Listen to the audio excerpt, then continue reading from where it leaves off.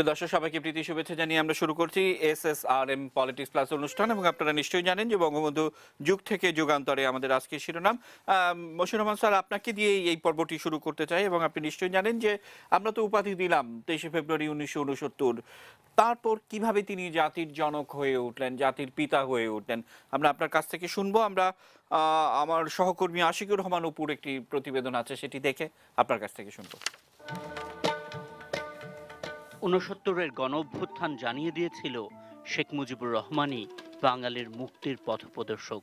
রাজপথ অচল করে মুজিবকে মুক্ত করে বাঙালি পেয়ে গিয়েছিল সোয়া ২০০ বছরের পরাধীনতা ভাঙার সুর। ৭০-এর পুরো নির্বাচনে বাংলার পথে পথে মানুষ ভোট চেয়েছিলেন মুজিবের জন্য। মানুষ আস্থা রেখেছিলেন মুজিবে, আর মুজিব আস্থা রেখেছিলেন তার গরিব দুঃখী মেহনতি ভাই বোনদের ওপর। পাকিস্তান গণপরিষদে একক সংখ্যাগরিষ্ঠতা পেয়েছিল আওয়ামী লীগ, আর মুজিব পেয়েছিলেন জনগণের নেতৃত্ব দেবার অফিসিয়াল ম্যান্ডেট। কিন্তু এমন ক্যারিশমাটিক লিডারের কাছে ক্ষমতা ছেড়ে দেবার মতো সাহস ছিল না পাকিস্তানিদের। মুজিবের সামনে তখন কঠিন এক সময়। বাঙালির প্রাণের দাবি স্বাধীনতা ঘোষণা, আর পাকিস্তানিদের আইওয়াশ চলছিল আলোচনার টেবিলে। আলোচনার সময় স্বাধীনতা ঘোষণা দিলে বিশ্ববাসীর চোখে বাঙালি হয়ে যাবে বিচ্ছিন্নতাবাদী, আর স্বাধীনতার ঘোষণা না দিলে দমিয়ে রাখা হবে মানুষের হৃদয় স্পন্দনকে। এরকম জটিল সমীকরণে ৭১-এর ৭ই মার্চ মুজিব স্বাধীনতার ঘোষণাই দিলেন, এমন এক ভাষায় যেটাকে অফিসিয়ালি স্বাধীনতার ঘোষণা বলে অভিযোগ করতে পারল না পাকিস্তানিরা। এই দেশের মুক্তি না হবে, খাজনা ট্যাক্স বন্ধ করে দেওয়া হলো, কেউ দেবে না। কবি নির্মলেন্দু গুণের ভাষায় কবি শোনালেন তার অমর কবিতাখানি। এবারে সংগ্রাম আমাদের মুক্তির সংগ্রাম, এবারে সংগ্রাম স্বাধীনতার সংগ্রাম। জয় বাংলা। মুজিব জানতেন স্বাধীনতা অবশ্যম্ভাবী, মুজিব জানতেন রক্তপাত আসন্ন, তাই তিনি প্রস্তুত থাকতে বলেছিলেন তাজউদ্দিন সহ অন্যদের। এমনকি ২৬শে মার্চের প্রথম প্রহরে গ্রেপ্তার হবার মুহূর্তেও মুজিব স্বাধীনতার আনুষ্ঠানিক ঘোষণা দিয়ে যান। পাকিস্তানের কারাগারে বন্দী মুজিব রাজি হননি সমঝোতায়। ফাঁসির মঞ্চে দাঁড়িয়েও মুজিব টলেননি। অন্যদিকে মানুষ যুদ্ধ করেছিলেন একটি বাংলাদেশের জন্য, একজন বঙ্গবন্ধু শেখ মুজিবুর রহমানের নামে। কারাবন্দী মুজিব যেন ছড়িয়ে গিয়েছিলেন ৭ কোটি মানুষের হৃদয় স্পন্দনে। সেই স্পন্দন এনে দিয়েছিল এক স্বাধীন জাতি, স্বাধীন দেশ। এ যেন মুজিবের সন্তান। সেই জাতির গর্বিত পিতা দেশে ফিরেছিলেন ৭২-এর ১০ জানুয়ারি, যেন সেদিন পূর্ণতা পেয়েছিল বাঙালির স্বাধীনতা। বাংলাদেশ আমার বাংলাদেশ, বাংলাদেশ আমার Bangladesh. Ashikur Rahman Apu, ATN news, Dhaka. Sir কি বলবেন সম্পর্কে? বঙ্গবন্ধু হিসাবে, বঙ্গবন্ধু তার নাম যখন দেওয়া হলো, তখন আগে যেটা আমি বললাম যে জাতির সাথে আর নেতার সাথে যে একটা আন্তরিক মিল, সেটার পরিচয় পাই। সেখান থেকেই যে বাংলাদেশের স্বাধীনতা, বাংলাদেশের অধিকার, এসব নিয়ে বঙ্গবন্ধু বিভিন্ন আন্দোলন, বিভিন্ন কর্মসূচি ঘোষণা করলেন। জাতি এবং জাতির পিতা, এটা প্রকাশটা একটা আলংকারিক এই অর্থে যে এই স্বাভাবিক অর্থে আমরা যে অর্থে পিতা মাতা ইত্যাদি ব্যবহার করি, সেই হিসাবে তো জাতির পিতা ওভাবে হয় না। জাতির পিতা হবে সেই অর্থে যে জাতির ভিতরে যে বিভিন্ন জাতির বিভিন্ন যে লোক আছে, তাদের ভিতরে যেটা সুপ্ত অনুভূতি, সেই অনুভূতিটাকে জাগিয়ে তোলা এবং সেই অনুভূতিগুলোকে একসাথে করে তাদেরকে জাতি হিসাবে একটা রূপ দেওয়া, তারা যে এক, সেই অনুভূতি যে প্রকাশ, সেই হিসাবেই জাতির পিতা। এবং যেসব বড় বড় বড় বড় রাজনৈতিক পরিবর্তন হয়েছে সেখানেও দেখা যায় যে জাতি বা জাতির যে বহু সংখ্যক লোক তাদের প্রাণের একটা আকুতি আছে একসাথে হওয়ার, কিন্তু সে আকুতির প্রকাশ পাচ্ছে না বা তারা একসাথে হতে পারছে না কোনো নেতৃত্বের অভাবে। বঙ্গবন্ধু সেই অভাবটা পূরণ করেন, সেই অর্থে উনি জাতির পিতা এবং এই জাতিকে একসাথে করে স্বাধীনতা এনেছেন, সেই অর্থেই সেই জন্যই তিনি জাতির পিতা বলে অভিহিত। দারুণ। শহীদুল্লাহ শিকদার, নিশ্চয়ই আপনি কিছু যোগ করবেন স্যারের এই কথার পরে। ধন্যবাদ। কোনো সন্দেহ নেই যে জাতির পিতা হয়েছেন জাতির আশাকাঙ্ক্ষাকে, অর্থাৎ গোটা বাঙালি জাতির যে স্বপ্ন, যে বঞ্চনা, সেই যে উত্তরণের যে আকাঙ্ক্ষা, সেই উত্তরণের আকাঙ্ক্ষাটা বঙ্গবন্ধু ধারণ করতে পেরেছিলেন বলেই তিনি জাতির পিতা হয়েছিলেন। দেখুন, আপনি যেটি হেমাঙ্গ বিশ্বাসের গান শোনালেন যে কারো দালান কোঠা থাকবে আর কারো জীর্ণ কুঠির, বঙ্গবন্ধু কিন্তু এটা খুব কাছ থেকে দেখেছেন যে হাজার বছর যাবৎ বঞ্চিত বাঙালি, তার কুঠির খুব জীর্ণ, তার পেটে অন্ন নেই, তার পরনে বস্ত্র নেই। বঙ্গবন্ধু সেটা ধারণ করতে পেরেছিলেন এবং সেটি সাধারণ মানুষ বিশ্বাস করেছে যে বঙ্গবন্ধুই সেই নেতা যার পেছনে দাঁড়ালে তিনি তাদের এই বঞ্চনা থেকে মুক্তি দিতে পারেন। কাজেই আপনি দেখুন, ৭১ মহান মুক্তিযুদ্ধে ৩০ লক্ষ শহীদের রক্তের বিনিময়ে যে বাংলাদেশ স্বাধীন হয়েছে, এটি কিন্তু একেবারে বঙ্গবন্ধুর একক নেতৃত্বের নির্দেশনায় সেটি হয়েছে, অন্য কারো কথায় নয়। এবং এরপরে দেশ স্বাধীন হওয়ার পরে বঙ্গবন্ধু উপলব্ধিতে এনেছিলেন যে বাংলাদেশকে সেই যে আরাধ্য বাংলাদেশ, যার জন্য তিনি ১৩ বছর জেল খেটেছেন, বেশ ২ ডিকেড ৩ ডিকেড তিনি রাজনীতিতে ছাত্র হিসাবে, পরবর্তীতে যুবক হিসেবে, পরবর্তীতে আওয়ামী লীগের রাজনীতিতে, যুক্তফ্রন্টের রাজনীতিতে যিনি অবদান রেখেছেন, মানুষকে স্বপ্ন দেখিয়েছেন, সেই স্বপ্ন যদি সার্থক করতে হয় তাহলে তাকে অর্থনৈতিক মুক্তি দিতে হবে। বঙ্গবন্ধু সেই জন্যই কিন্তু আপনি দেখেন দ্বিতীয় বিপ্লবের ডাক দিয়েছিলেন, যেটি আপনি দেখেছেন মা আমার স্বাদ না মিঠিল আশা না ফুরিল, যে গানটির মাধ্যমে আপনি বলেছেন বঙ্গবন্ধুর তো আশা ফুরানোর কথা নয়, স্বাদ মিঠার কথা নয়। কারণ যতদিন না পর্যন্ত দেশে একটা অর্থনৈতিক মুক্তি না আসে, সকলের ন্যূনতম শিক্ষার, স্বাস্থ্যের, আবাসনের ব্যবস্থা, বস্ত্রের ব্যবস্থা বঙ্গবন্ধু না করতে পারবেন, ততদিন কিন্তু তিনি অতৃপ্তই থেকে গিয়েছেন। এর ফলে তিনি কিন্তু দ্বিতীয় বিপ্লবের ডাক দিয়েছিলেন। আপনি দেখেন যে তিনি কিন্তু বাকশাল গঠন করেছিলেন। মুক্তিযুদ্ধের যে অন্যতম সেরা যে আবেদনটি ছিল, যে সাম্যের আবেদন, যেটি সমাজতন্ত্রের চেতনা, সেই চেতনার থেকে কিন্তু বঙ্গবন্ধু দ্বিতীয় বিপ্লবে ডাক দিয়েছিলেন। বাকশাল গঠনের মাধ্যমে তিনি অর্থনীতি মুক্তির একটি সুনির্দিষ্ট পথরেখা তিনি জাতির সামনে তুলে ধরেছিলেন। সেই কারণেই বলতে হবে যে বঙ্গবন্ধু জাতির পিতা হয়েছিলেন শুধু একটি জাতীয়তাবাদী চেতনা, যে একটি কালচারাল বা সাংস্কৃতিক চেতনা থেকে, সেটি নয়। কিন্তু আসলে বঙ্গবন্ধু সামগ্রিকভাবে গোটা বাঙালির জাতিকে ধারণ করতে পেরেছিলেন, বুঝতে পেরেছিলেন, উপলব্ধিতে এনেছিলেন এবং তিনি জানেন যে মুক্তিটার আসল জায়গাটা কোথায়। এবং সেই জন্যেই কিন্তু বঙ্গবন্ধু এই অর্থনীতি মুক্তির জন্য যে কর্মসূচিগুলো হাতে নিয়েছিলেন, সেগুলো কিন্তু যারা পাকিস্তানি চেতনায় বিশ্বাস করত, দেশীয় এবং আন্তর্জাতিক শত্রু, তারা কিন্তু বঙ্গবন্ধুকে নৃশংসভাবে হত্যা করেছে। সেই কায়েমি স্বার্থবাদী গোষ্ঠী। স্যার, আপনার এই কথার সূত্র ধরে আমি একটু সানিয়া স্যারের কাছে যেতে চাই যে আমরা এখন গবেষণায় নানা তথ্য উপাত্ত প্রতিনিয়তই পাচ্ছি, কিন্তু আমরা একটা সময় দেখেছি যে এই নতুন প্রজন্ম, আমাদের সঙ্গে দুজন নতুন প্রজন্মের শিক্ষার্থী আছে, ওরা কি বলছে, ওরা কি শুনেছে, সেটিও আমরা আজকে দর্শকদের শোনানোর চেষ্টা করেছি।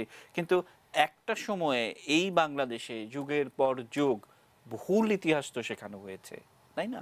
এবং বঙ্গবন্ধুকে বঙ্গবন্ধু বলা যাবে না, বললে কার কি ক্ষতি হতো আমরা জানি না, কিন্তু বলা যাবে না, বা তার অবদান নানাভাবে ছোট করে আনার একটা চেষ্টা করা সবসময়ই চলেছে, হয়তো ভবিষ্যতে আবারও চলবে।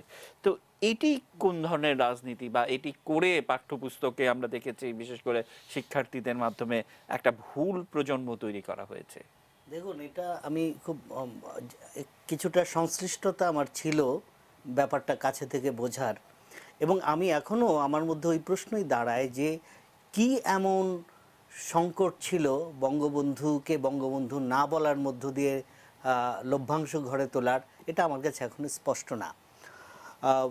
আমি মনে করতে পারি 1996-এর ইলেকশনের আগে, তখন বিএনপি সরকার ক্ষমতায়, তখন কারিকুলাম, এনসিটিভির কারিকুলাম পরিবর্তনের একটা বড় আয়োজন হয়েছিল এবং সেই আয়োজনের সাথে ইতিহাস এসএসসি লেভেলের 9-10-এর ইতিহাস বইয়ের পরিবর্তন, নতুন সংস্করণ, বই লেখা ইত্যাদির দায়িত্বের সাথে আমি যুক্ত ছিলাম। আমরা আমাদের মতো করে বই লিখে গেলাম, কেউ কোনো এর মাঝখানে আসেনি। বই প্রকাশের পরে দেখলাম এই অধ্যায়টা এসে সব জায়গায় শেখ মুজিবুর রহমান রইল, বঙ্গবন্ধু উধা হয়ে গেল। আমরা হোঁচট খেলাম। যাক, হোঁচট খাওয়ার পরও কিছুদিন পর নির্বাচন হলো, আওয়ামী লীগ সরকার ক্ষমতায় এলো, আবার সংশোধন করে পুনর্বাসিত হলো, পুনরায় যুক্ত করা হলো বঙ্গবন্ধু। আবার যখন 2001 সালে পুনরায় ক্ষমতায় এলো বিএনপি, আবার সব বঙ্গবন্ধু চলে গেল। এটা খুব হাস্যকর, আমার মনে হয় যে সাংস্কৃতিক দিক থেকে সাংঘাতিক লজ্জাজনক একটা ব্যাপার। আমি কিন্তু এইভাবে বলতে চাই যে বঙ্গবন্ধু টাইটেলটা আমরা ইতিমধ্যে তো দেখলাম, এটা কিন্তু কারো দলীয় টাইটেল না, দলীয় উপাধি না, এটা মানুষের দেয়া উপাধি। এই যে লক্ষ লক্ষ মানুষ যেটাকে এন্ডোর্স করলো, উপাধিটা পেল, এটা যদি না বলার সংকীর্ণতা কারো থাকে তাহলে মানুষকে অবজ্ঞা করা হয়। যে মানুষ এটা করলো সে মানুষকে অবজ্ঞা করো, মানুষকে অবজ্ঞা করে রাজনীতি হতে পারে না, এবং এই অবজ্ঞার মধ্যে একটা অত্যন্ত সংকীর্ণতা কাজ করে। ফলে এইগুলো কিন্তু টেকে না। আমি একটা ছোট্ট কথা বলি এই প্রসঙ্গে। আমার মেয়ে তখন, এখন মেয়ে বাইরে পড়তে গেছে, ও তখন ছোট, 7-এ কি 8-এ পড়ে, 7-এই পড়ে। ওকে আমি প্রশ্ন করলাম, তখন এই পরিবর্তিত বই বঙ্গবন্ধুহীন এবং অন্য সব জিনিস আসা, বিকৃত যেটা বলছেন, আমাকে দেখো তোমাদের এটা কিভাবে স্কুলে কি বলে, তোমরা যেটা পড়ছো স্বাধীনতার ঘোষক নিয়ে আর কি কথা, বইতে একরকম পড়েছে। তো ও খুব সরল উক্তি দিল, এটাই খুব স্বাভাবিক, বলে যে হ্যাঁ স্যাররা বলেছেন যে এটা পরীক্ষা আসলে লিখতে হবে আর তোমাদের বিশ্বাস করতে হবে সত্যটা হচ্ছে এই। তাহলে এতে কি লাভ হলো? মানুষের কাছে বিভ্রান্ত তো করা গেল না।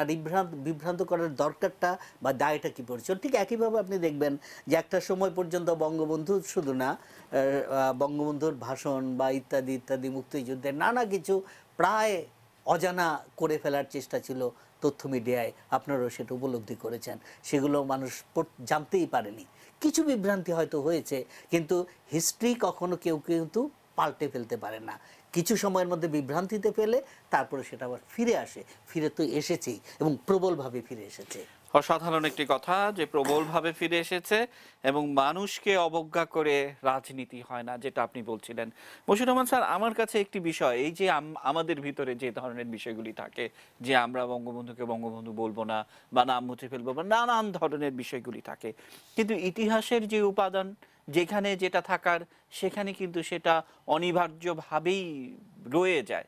এবং আমরা একজন বাউলকে খুঁজে পেয়েছি যার নাম মোহাম্মদ তোরাব আলী শাই। তিনি বাংলাদেশের মুক্তিযুদ্ধে অস্ত্র হাতে যুদ্ধ করেছেন, এত বড় মাপের একজন বাউল শিল্পী। তার একটি গানে তিনি একটি কথা ব্যবহার করছেন যে ভব নদী পার করিতে জয় বাংলা নৌকা বাংলায় ভাসাইছে, হায় শেখ মুজিব সত্য যুগের সত্য রাজা। আমরা একটু এই গানটা শুনে বিরতিতে যাব, বিরতির পর আপনার কাছ থেকে ব্যাখ্যা শুনবো। আপনি ভাবতে থাকুন, শুনতে থাকুন। হায় শেখ মুজিবুর সত্য যুগে সত্য রাজা, প্রকাশ হইয়াছে তার যুগে বসেছে। হায় শেখ মুজিবুর সত্য যুগে সত্য রাজা,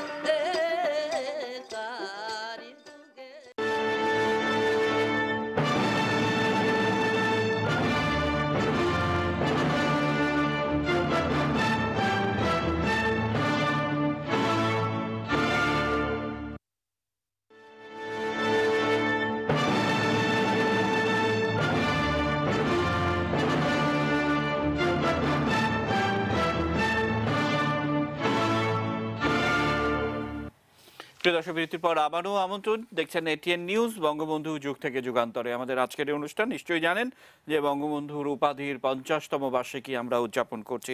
মশিউর রহমান স্যার, সেই কথা, অর্থাৎ সেই বাউল তোরাবালি শাহী তার গানের বিখ্যাত কথা, ভবনতি পার করিতে জয় বাংলা নৌকা বাংলায় ভাসাইছে শেখ মুজিব, সত্য যুগের সত্য রাজা, প্রকাশ হইয়াছে তার যুগেরও শেষে। কি বলবেন? যারা এই বাউল সাহিত্য, বাউল দর্শনের সাথে পরিচিত তারা আরও ভালো বলতে পারবেন। আমার অত গভীর বা ব্যাপক পরিচয় নাই।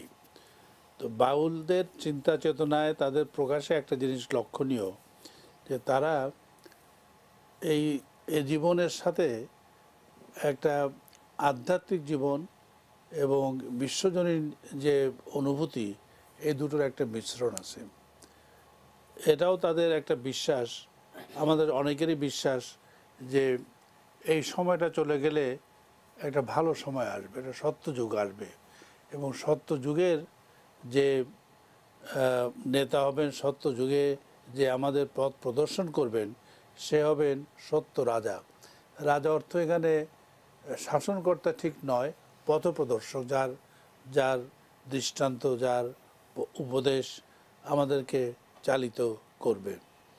তো এখানে এই বাউল বাংলাদেশের স্বাধীনতা, বাংলাদেশের অভাব অভিযোগ, বাংলাদেশের মুক্তির যে আকুতি, এবং সেখানে বঙ্গবন্ধুর নেতৃত্ব, যে এই চেতনাগুলো আধ্যাত্মিকতার সাথে মিশে গেছে।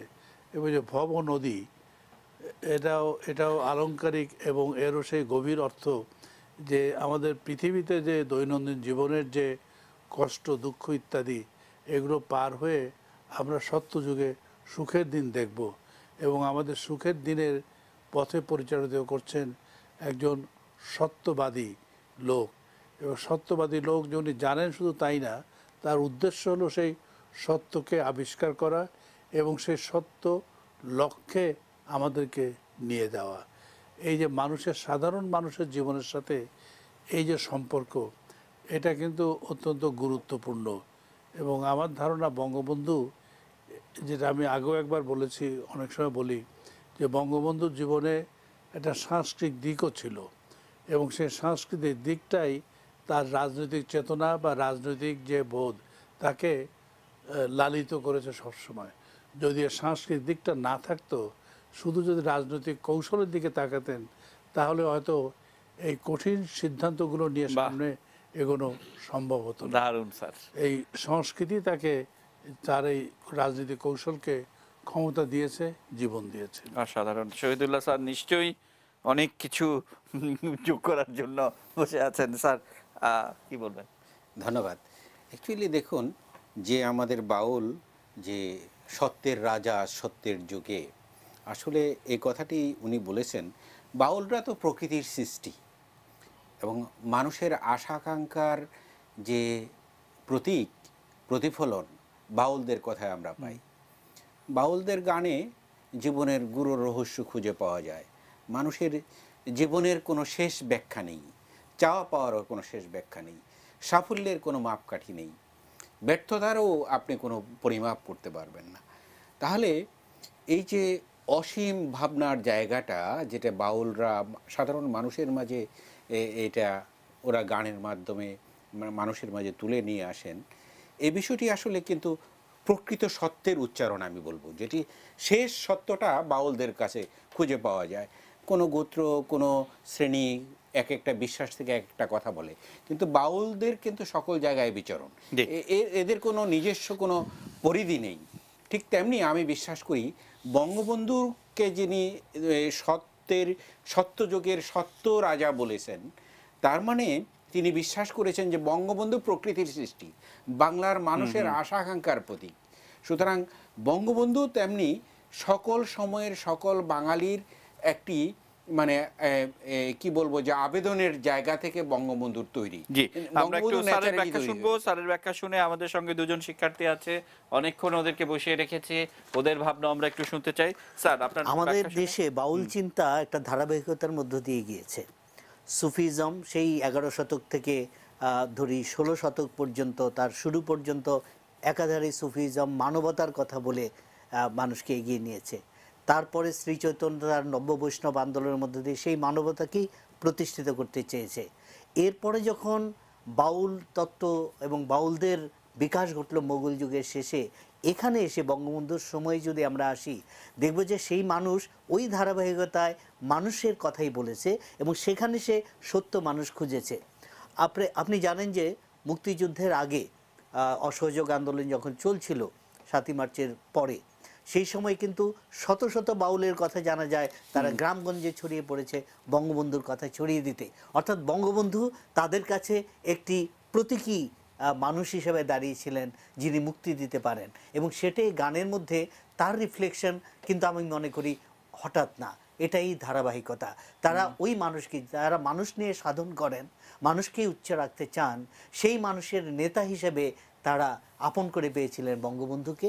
সেই কারণে তারা তাদের গানের মধ্যেও বঙ্গবন্ধু সেই জায়গা থেকেই বেরিয়ে এসেছেন। জি স্যার, আমরা আমাদের সঙ্গে দুজন শিক্ষার্থী আছে, সুদীপ তো একদম ছোট করে, যে প্রতিদিন যখন আমরা দেখি যে বঙ্গবন্ধু নিয়ে অসম্ভব রকমের সুন্দর সুন্দর তথ্য, উপাত্ত, গবেষণালব্ধ জিনিসপত্র প্রতিদিন আমাদের সামনে আসছে, বিশ্বের বিভিন্ন আর্কাইভ থেকে অন্তত আমরা বিভিন্ন ম্যাটেরিয়াল পাই, তখন নতুন প্রজন্ম হিসেবে তোমরা যখন এগুলো দেখো, শোনো, তোমাদের কি মনে হয়? একদম ছোট করে সুদীপ তো।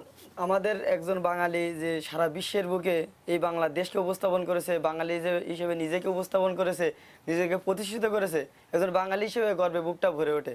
এখনো পর্যন্ত বাংলাদেশের রাজনীতির মূল কেন্দ্রবিন্দু বঙ্গবন্ধু শেখ মুজিবুর রহমান। আমরা যখন কোনো আন্দোলন, কোনো সংকট, কোনো দেশ গড়ার কোনো প্রত্যয় আমরা আগাই, তখনই প্রথমেই আমাদের মনে পড়ে যে বঙ্গবন্ধুর তার রাজনৈতিক আদর্শ, রাজনৈতিক চিন্তা সকলকে, সারা বিশ্বে যখন কোনো আন্দোলন, যখন কোনো সংগ্রাম দেখি, তখনই দেখেই মনে পড়ে যে না, আমার বঙ্গবন্ধু শেখ মুজিবুর রহমান কিভাবে দেশকে এগিয়ে নিয়ে গেছে, কিভাবে।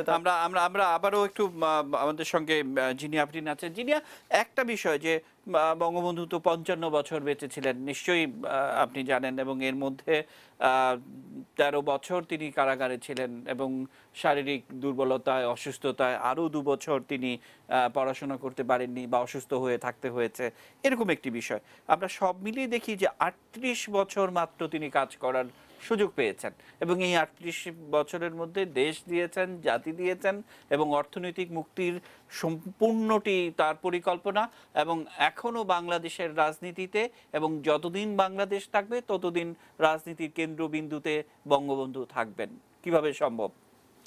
দাদা, আমরা এক্ষেত্রে দেখি যে আমরা যখন বঙ্গবন্ধুর জীবনী পড়ি, তখন আমরা দেখব তিনি বাল্যকাল থেকেই মানে বাংলার মানুষের কথা ভাবছে, সবসময় তার সব কিছুতেই বাঙালি ছিল। বাংলার সাধারণ জনগণ, দরিদ্র জনগণ, শ্রমিক শ্রেণী, তাদের নিয়েই সে সবসময় ভাবনা চিন্তা করতেন। তিনি তার মানে পরিবার বা অন্য কোনো কিছু নিয়েই চিন্তা করতেন না, তিনি সবসময় বাংলার জনগণকে নিয়েই চিন্তা করতেন। এবং আমরা দেখতে পাই যে তার যত সংগ্রাম, যত জীবনে যত ত্যাগ তিতিক্ষা, সবকিছু বাঙালির জন্যই। জি, এ কারণেই তিনি বাঙালির আমৃত্যু, অর্থাৎ যতদিন জাতি থাকবে, দেশ থাকবে, বঙ্গবন্ধু অনিবার্যভাবেই থাকবেন। আমরা একটা ছোট্ট বিরতি নিতে চাই, শেষ বিরতি নিতে চাই। যখন ফিরবো তখন আরো অনেক কিছু নিয়ে ফিরবো। থাকুন এটি নিউজের সঙ্গে।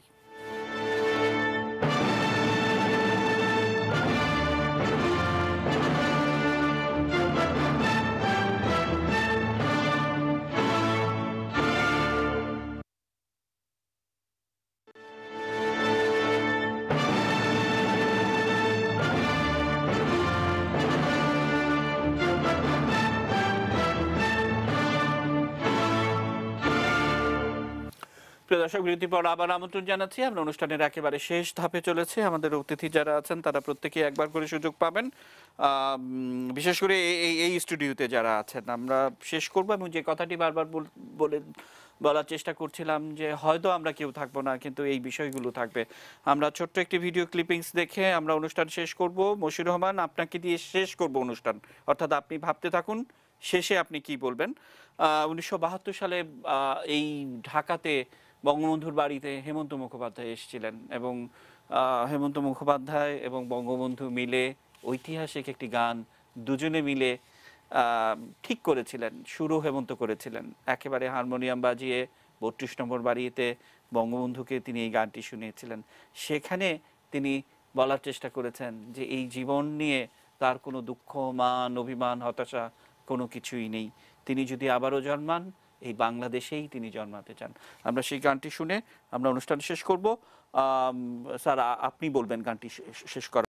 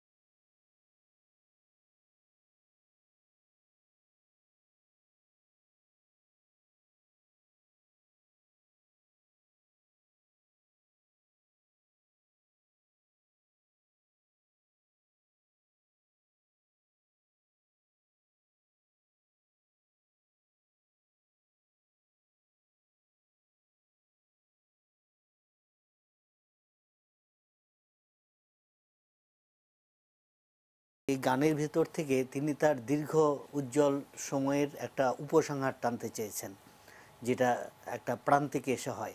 আসলে আমি ছোট্ট করে যদি বলি যে 46-এ পাকিস্তান আন্দোলন, সেই আন্দোলনের মধ্য দিয়ে মানুষের সাথে সম্পৃক্ত হওয়া, রায়টের সময়, দাঙ্গার সময় সম্পৃক্ত হওয়া, এবং তারপরের পরবর্তী অধ্যায়গুলোতে একের পর এক যে নেতা মানুষের সাথে সম্পৃক্ত হয়েছেন, তিনি জীবনের একটা সময় এসে মনে হয়েছে যখন তিনি দেশ দিতে পেরেছেন, মানুষের মুক্তি দিতে পেরেছেন, তার সময় পর্যন্ত তখন তিনি এই ধরনের একটি হৃদয় থেকে বের হয়ে আসা একটা সমাপ্তি টানার কথা হয়তো চিন্তা। অসংখ্য ধন্যবাদ। 30 সেকেন্ড, শহীদুল্লাহ শিকদার। ধন্যবাদ। বঙ্গবন্ধুর আবেদন আসলে যুগ থেকে যুগান্তরে চলবে। যতদিন পর্যন্ত অন্যায়ের বিরুদ্ধে সত্যের সংগ্রাম থাকবে, যতদিন অসত্যের বিরুদ্ধে সত্যের সংগ্রাম থাকবে, যতদিন সাম্প্রদায়িকতার বিরুদ্ধে অসাম্প্রদায়িকতার সংগ্রাম থাকবে, যতদিন অমানবিকতার বিরুদ্ধে মানবিকতার আবেদন থাকবে, ততদিন বঙ্গবন্ধু থাকবেন। এবং আমি এটা বিশ্বাস করি যে এই মানবিক যে রাজনীতির দর্শন, এটি শুধু বাঙালি জাতির জন্যে একটি অমোঘ বিধান নয়। আমি বিশ্বাস করি বঙ্গবন্ধুর যে মানবিক রাজনীতির দর্শন, এটি বাংলাদেশ ছাপিয়ে বিশ্ব দরবারে কিন্তু যুগ যুগ ধরে এটি চলতে থাকবে। অসংখ্য ধন্যবাদ। মশিউর রহমান, আপনাকে দিয়ে শেষ করব। আমি সবসময় কৃতজ্ঞতা জানাই অসিত দেব বর্মন, যিনি সাউন্ড রেকর্ডিস্ট ছিলেন। সেই 72 সালে যে প্রতিনিধিটি ঢাকায় এসেছিলেন, তার সাউন্ড রেকর্ডিস্ট, এবং তার সূত্র ধরে আমরা এই গানটি পেয়েছিলাম। তাকে আবারও কৃতজ্ঞতা জানাই। স্যার, শেষ করবেন কি বলে? বঙ্গবন্ধু কলকাতায় থাকা হলো 40-এর দশকে, এবং 40-এর দশকে কলকাতা এই উপমহাদেশের সংস্কৃতির কেন্দ্রবিন্দু ছিল। এবং এই সময় আমার মনে হয় বঙ্গবন্ধুর সাথে এদের সবারই দেখা সাক্ষাৎ এবং পরিচয়। আর দ্বিতীয়ত হলো যে বাঙালির যে একটা আলাদা পরিচয়, বাঙালি একসাথে থাকার যে রাজনৈতিক ইচ্ছা, এই আন্দোলনটাও, এই ইচ্ছাটাও তখন প্রকাশিত হয়েছে। হেমন্ত যেটা বঙ্গবন্ধুর সাথে বসে যে গানটা গাইলেন, আমার ধারণা তাদের এই যে আগের পরিচয় এবং বঙ্গ বলতে যে একটি সংস্কৃতির পরিচয় আছে, সেইটাই তাদের মনের থেকে বেরিয়ে এসেছে, এবং সেটাই হলো হেমন্তর গান এবং বঙ্গবন্ধুর কাছে সে গানটা শোনা। আর সর্বোপরি আবারই বলবো যে বঙ্গবন্ধুর একটা গভীর সাংস্কৃতিক মনন ছিল, যে মননটা তার সকল রাজনীতিকে ইনফর্ম করেছে। অসংখ্য ধন্যবাদ আমাদেরকে সময় দেওয়ার জন্য। আবারও আপনাদের প্রত্যেককে শুভেচ্ছা অভিনন্দন জানিয়ে শেষ করতে চাই। অনুষ্ঠানটি রাত 3:15 এবং পরের দিন সকাল 8:15 পুনঃপ্রচারিত হয়। দেখার আমন্ত্রণ জানিয়ে শেষ করতে চাই। শুভরাত্রি।